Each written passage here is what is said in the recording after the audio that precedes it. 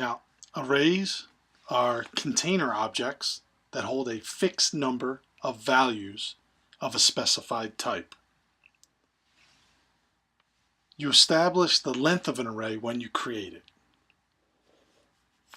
The best way to explain it is to give you an example. So let's go over how you can declare and initialize an array. One way looks just like this here.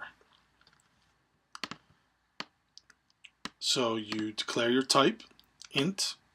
Like I said, this could be of any type. You could have int, string, double, any other one. They're the only ones we'll probably do. And then you do open, close, square brackets. Those are on your keyboard right below the curly brackets. Give it a name. This could be anything you want. We're calling this one nums equals, and then you could have your curly brackets, and inside you have the numbers that make up your array. So this is 3 different numbers, 5, 7, and 9.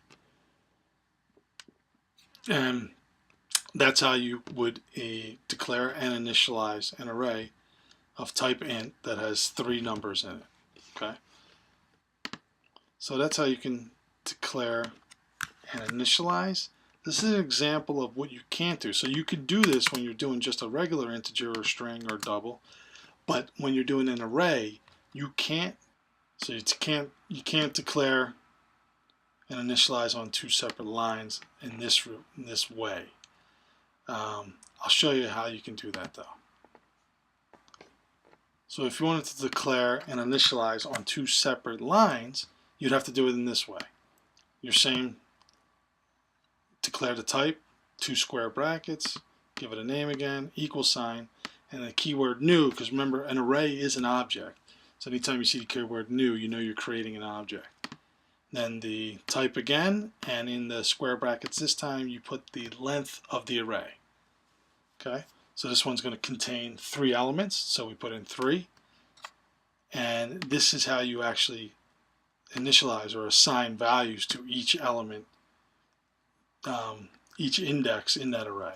So at index 0, you're making it equal to 5, index 1 equal to 7, index 2, you're making it equal to 9.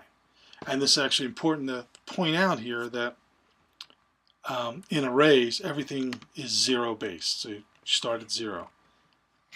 So that, so right here, if we're doing a system out of nums, that's going to print to the screen 7, because at index 1 we have 7. Okay, so I can actually show that by compiling, and let's run it, and you see you get a 7. Like I showed you before, you can declare and initialize all in one line. That would look like this. And if we were using our same numbers as before, so we had 7 in the second spot, which was actually index 1 because it's 0, 1, 2, right?